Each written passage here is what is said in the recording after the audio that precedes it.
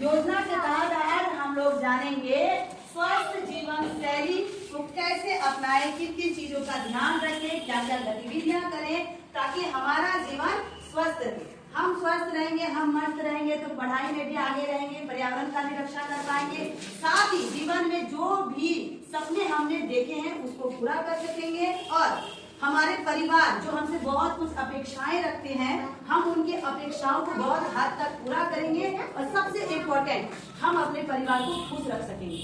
जो कि सबसे ज्यादा हमारे परिवार हमसे अपेक्षा रखते हैं कि हमारे बच्चे हमें दुख ना दे, वो कभी कोई गलत काम ना करे जिसकी वजह से हमें दुख है। एक परिवार में क्या माता पिता ये चाहते हैं कि कम कमाओ लेकिन खुद भी खुश रहो और हमें भी खुश रहो, है ना। ज्यादा अपेक्षा नहीं है कि हाँ नहीं हो पा रहा है तो ये करो।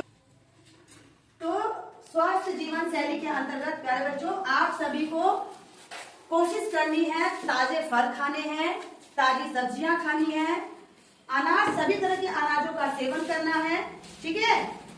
और आपको दूध का भी सेवन करना है। दूध किन्हीं बच्चे को पसंद नहीं आता है लेकिन पसंद और नापसंद का हमारे शरीर के स्वास्थ्य के साथ खिलवाड़ हो सकता है। जो चीजें नापसंद करने के बाद अगर हमारे शरीर को उससे कोई नुकसान नहीं होता है तो चलो मान ले कि नापसंद करो, लेकिन अगर कोई चीजें आपके शरीर के लिए, आपके मस्तिष्क के लिए फायदेमंद है और वो आपको पसंद नहीं आ रहा है तो एक बार प्रयास करो कि उसको अपने पसंद में शामिल करो, ठीक है।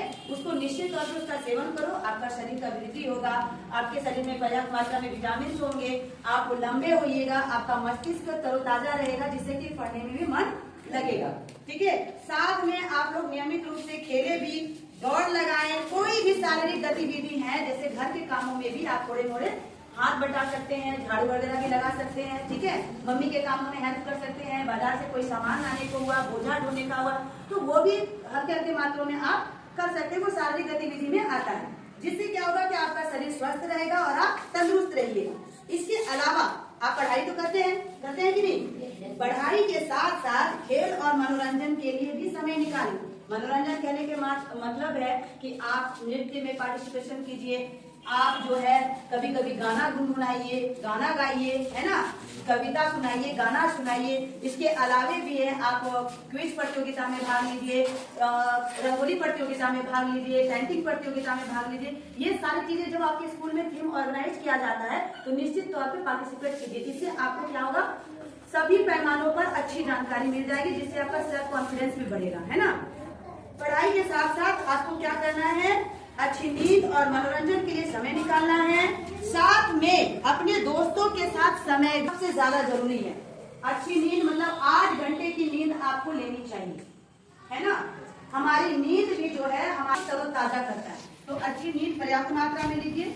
और इसके अलावा हमने जो अभी प्राकृतिक भ्रमण किया तो हम लोगों ने क्या सीखा, वहाँ पे हमारा पर्यावरणीय ज्ञान और प्रकृति के साथ जुड़ने के जो महत्वपूर्ण तरीके थे उनके बारे में हम लोगों ने जाना। इस गतिविधि में हमने पारिस्थितिकी तंत्र की विविधता, ठीक है, यानी सभी पेड़ क्या एक जैसे, सभी पेड़ वहाँ आम के थे, अलग अलग पेड़ थे, आम के थे, अमरूद के थे, बरगद के थे, उसके बाद क्या है, बेल भी है ना, बेल है, और लीची और नारियल के भी पेड़ थे ना, यस मैम।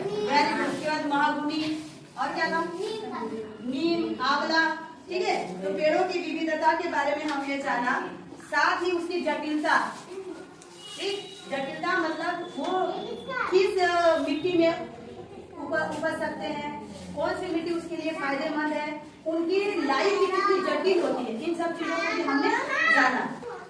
और प्राकृतिक सुंदरता को प्रत्यक्ष रूप से हमने अनुभव किया।